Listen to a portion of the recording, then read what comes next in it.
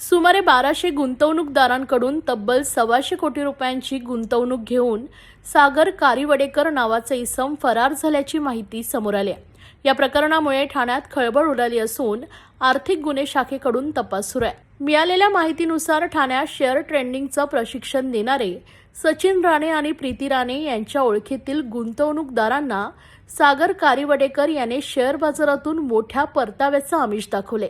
सुरुवातीला काही वर्षे त्याने गुंतवणूकदारांना चांगले परतावे दिल्यामुळे अनेकांनी मोठ्या रकमेची गुंतवणूक केली। मात्र गेल्या काही महिन्यांपासून परतावा देणे बंद करून तो संपर्काबाहेर गेलाय। यामुळे गुंतवणूकदारांनी राणे कुटुंबियांना जाब विचारण्यास सुरुवात केली आहे। दरम्यान काही गुंतवणूकदारांनी पोलिसात तक्रारी दाखल केल्या असून राणे यांनी सर्व कागदपत्रे तपासासाठी पोलिसांकडे सुपूर्द केली आहेत। गुंतवणूकदारांनी संयम ठेवून फरार कारिवडेकरचा शोध घेण्यासाठी सहकार्य करावे असं आवाहन राणे यांनी केलंय। या संदर्भात त्यांनी प्रतिक्रिया दिली आहे, पाहूया। ज्या बातम्या येत आहेत त्या सगळ्या एकतर्फी आहेत आणि सागर सुबोध कारिवडेकर याच्या बाजूने सगळ्या बातम्या येत आहेत आणि प्रीती राणे सचिन राणे मला आणि माझ्या नवऱ्याला टार्गेट केलं जात आहे हे मी पूर्णपणे सांगू इच्छिते। कारण तुम्ही आमचं बॅकग्राऊंड बघा, आमचं प्रोफेशन बघा, गेली 25-30 वर्ष मागे जाऊन आमचा क्रिमिनल रेकॉर्ड चेक करा, 0 क्रिमिनल रेकॉर्ड आहे। आणि सागरचं पण या सगळ्या बॅकग्राऊंड चेक करा, आमचं प्रोफेशन नुसार आम्ही जे काही आहे कमवलेलं आहे ते सुद्धा बघा।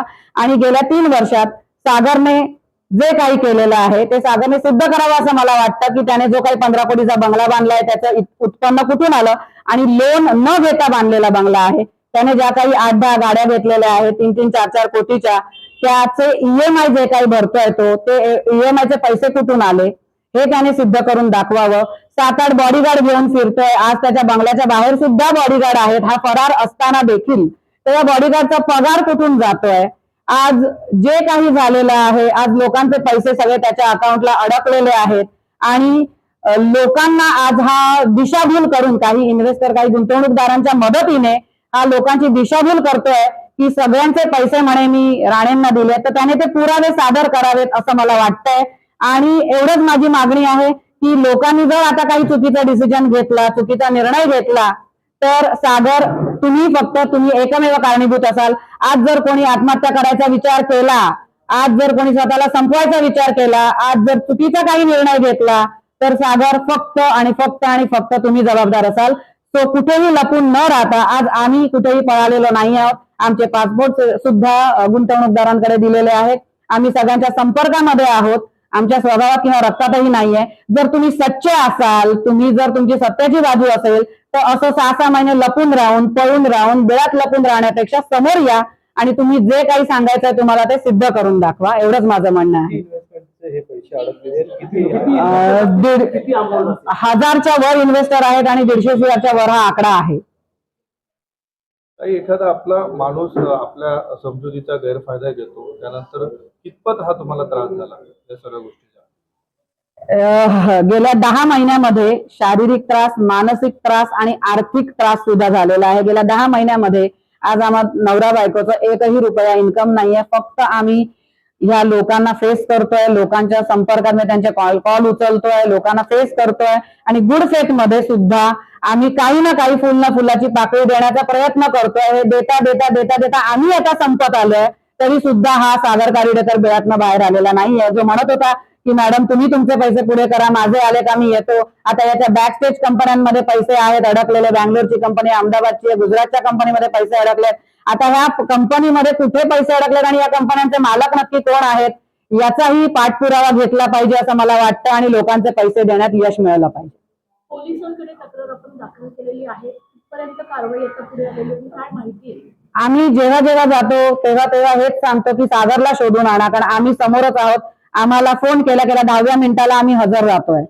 तो कुठेतरी आम्ही सागरला पकडून येण्यासाठी आम्ही हेही सांगितलं आम्ही हवा तेवढा खर्च करू, आम्ही आमची गाडी घेऊन येतो आम्ही त्याला पकडण्यासाठी, किंवा तुम्हाला एका क्षणात जर सावंतवाडीला जायचं असेल आम्ही प्लेनचं तिकीट काढून देतो, आणखी काय मदत हवी असेल ती घ्या, रात्री 2-3 वाजता उठून बोलवलं तरी आम्ही येतोय त्याला पकडायला, तुम्हाला हवी ती आम्ही मदत करायला तयार आहोत तुमच्या इन्व्हेस्टिगेशन दरम्यान। पण फक्त सागर कारिवडेकरला समोर आणा आणि सत्य परिस्थिती जाणून घ्या की नक्की तो ट्रेडिंग कुठे करायचा, त्याचे पैसे त्याने कुठे गुंतवलेले आहेत आणि हे पैसे लोकांचे नक्की सेफ आहेत आणि ते कशा पद्धतीने तो देणार आहे. लोकांचं काय आता तुम्ही या माध्यमातून आवाहन करणार सगळं तुमच्या आता गैरसमज निर्माण लोकांचे गैरसमज खूप निर्माण झाले आहेत. लोकांचं काय झालंय, एक लोकांवर आमची म्हणजे आमच्यावर लोकांची एक श्रद्धा आहे की बाबा सचिन राणे प्रीती राणे कधी कोणाचा 1 रुपया घेऊ शकत नाहीत, ते चांगलेच आहेत आणि ते कोणाचं वाईट करू शकत नाही. पण आता या 10 महिन्यामध्ये असं झालंय की कुठे ना कुठे, कसं आहे सांगा, एवढा विश्वास ठेवूनही त्यांना कोणाला, काही लोकांना 1 रुपयाही मिळालेला नाहीये आतापर्यंत.